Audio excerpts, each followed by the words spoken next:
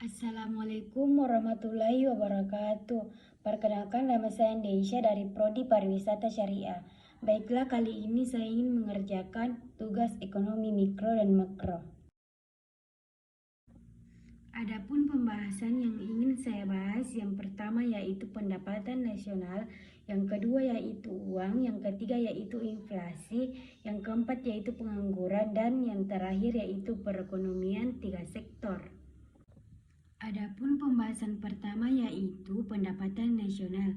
Pendapatan nasional adalah nilai total output akhir suatu negara dari semua barang dan jasa baru yang diproduksi dalam satu tahun. Pencatatan pendapatan nasional adalah sistem pembukuan yang digunakan pemerintah untuk mengukur tingkat kegiatan ekonomi negara dalam periode waktu tertentu.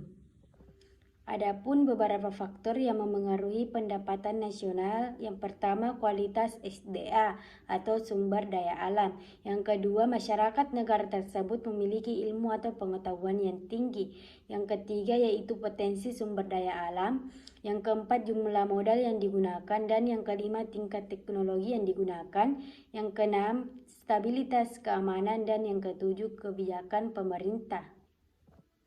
Adapun rumus menghitung pendapatan nasional itu melalui pendekatan produksi, pendekatan pendapatan, pendekatan pengeluaran.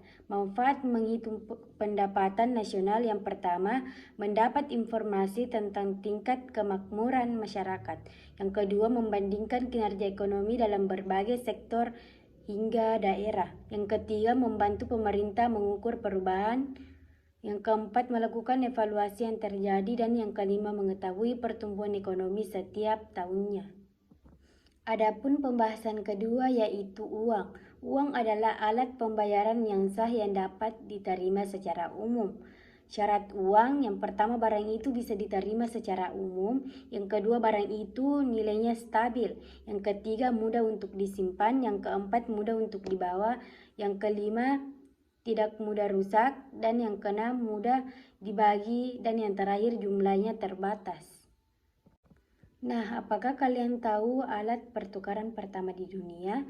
Alat pertukaran pertama di dunia yaitu solarium atau dikenal sekarang adalah garam. Nah, dalam pencetakan uang ada dua standar.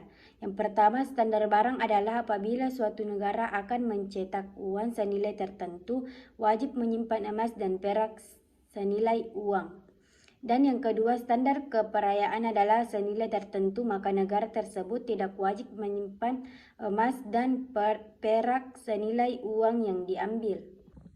Nah, adapun pembahasan yang ketiga yaitu inflasi. Inflasi adalah kenaikan harga barang dan berlaku terus-menerus. Inflasi terjadi ketika semua barang mengalami kenaikan dan berlaku terus-menerus.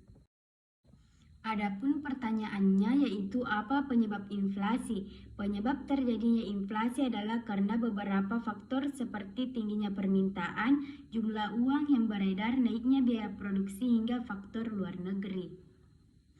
Adapun tingkat inflasi ada 4. Yang pertama inflasi ringan 0-10% per tahun. Yang kedua yaitu inflasi sedang 10-30% per tahun. Dan yang ketiga inflasi berat 30-100% per tahun. Dan yang terakhir yaitu inflasi sangat berat di atas 100% per tahun. Nah, adapun pembahasan keempat yaitu pengangguran. Pengangguran adalah angkatan kerja yang tidak terserap lapangan kerja. Apa itu angkatan kerja? Angkatan kerja adalah orang yang berumur 15 tahun sampai dengan 65 tahun kecuali wanita yang sudah menikah. Adapun jenis-jenis pengangguran, yang pertama pengangguran friksional. Pengangguran friksional adalah adanya kesenjangan antara tenaga kerja dan lapangan pekerjaan. Yang kedua pengangguran struktural. Pengangguran struktural adalah jenis pengangguran akibat perubahan struktur dalam perekonomian. Yang ketiga pengangguran musiman, dan yang terakhir pengangguran konjungtur atau siklis. Nah, adapun pembahasan yang terakhir yaitu perekonomian tiga sektor. Perekonomian tiga sektor di mana pelaku ekonominya ada 3 yaitu pemerintah, masyarakat, dan perusahaan. Yang pertama sumber penerimaan. Pajak adalah iuran wajib yang harus dibayar masyarakat kepada pemerintah dan pemerintah berhak memaksa. Dan yang kedua, pendapatan non-pajak, contohnya hasil SDA. Dan yang ketiga, BUMN, dan yang keempat, hibah. Jenis pajak pemerintah pusat, yang pertama PBB, pajak bumi dan bangunan, PPH, pajak penghasilan, PPN, pajak pertambahan nilai, PPNBM, pajak penjualan atas barang mewah, bea cukai. Dan yang terakhir, bea cukai, yaitu adalah pajak yang dikenakan terhadap barang-barang yang melewati batas negara, sedangkan cukai adalah pajak yang dikenakan terhadap barang-barang yang pengedarannya perlu dikontrol.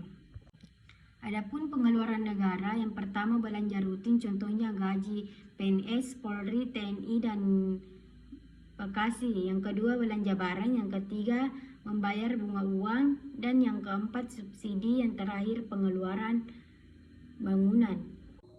Sekian dan terima kasih. Itulah tadi penyampaian materi dari saya. Assalamualaikum warahmatullahi wabarakatuh.